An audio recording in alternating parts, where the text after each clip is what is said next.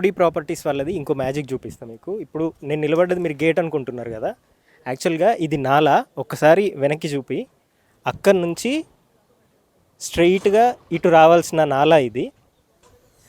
ఈ నాలా యాక్చువల్గా ఇటు నుంచి స్ట్రైట్ వెళ్ళాలి లోపలికి, కానీ దీన్ని ఏం చేసినారంటే ఈ గేట్ లీగలే, ఇక్కడ నుంచి నాలాని తీసుకొని వచ్చి ఆ నాలా స్ట్రైట్ వెళ్ళకుండా ఇటు డైవర్ట్ అయిపోయింది. మరి ఇది డైవర్ట్ అయిందా, డైవర్ట్ చేసినారా తెలియదు. ఇన్ కేస్ లీగల్గా ఇట్లే డైవర్ట్ అయి ఉన్నా కూడా ఈ బిల్డింగ్ అయితే సెక్యూరిటీ ఆఫీస్, ఇది కంప్లీట్ నాలా మీద కన్స్ట్రక్షన్ అయి ఉంది. దీనికి సంబంధించే ఇప్పుడు ఇంకా ఇక్కడ ఉన్న ప్రాపర్టీస్ కొన్నిటికి ఓసీ కూడా రాలేదంట. ఓసీ కూడా రాకముందుకే వేరే వాళ్ళకి సేల్ కూడా చేసేసినారు. ఇది కంప్లీట్గా ఇల్లీగల్.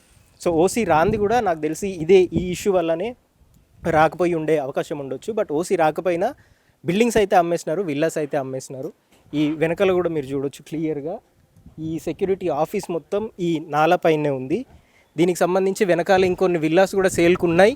దాదాపు 40 కోట్ల ప్రాపర్టీ వెనకాల ఇట్లాగే ఇల్లీగల్గా నిబంధనలకు అతిక్రమించి కట్టేసిన దాదాపు 40 కోట్ల ప్రాపర్టీని ఇప్పుడు మళ్ళీ విల్లా సేల్ చేసే ప్రపోజల్ ఉంది. ఎవరైనా సరే ఈ గేటెడ్ కమ్యూనిటీలో విల్లా కొనుక్కునే ముందు ఆలోచించుకోండి. ఒకవేళ కొనుక్కున్నా ఇప్పుడు ఇట్లాంటి నాలా కబ్జా చేసి ఉంది కాబట్టి హైడ్రా వాళ్ళు నిర్దాక్షిణ్యంగా విల్లాలని పడగొట్టే ప్రమాదం ఉంటుంది.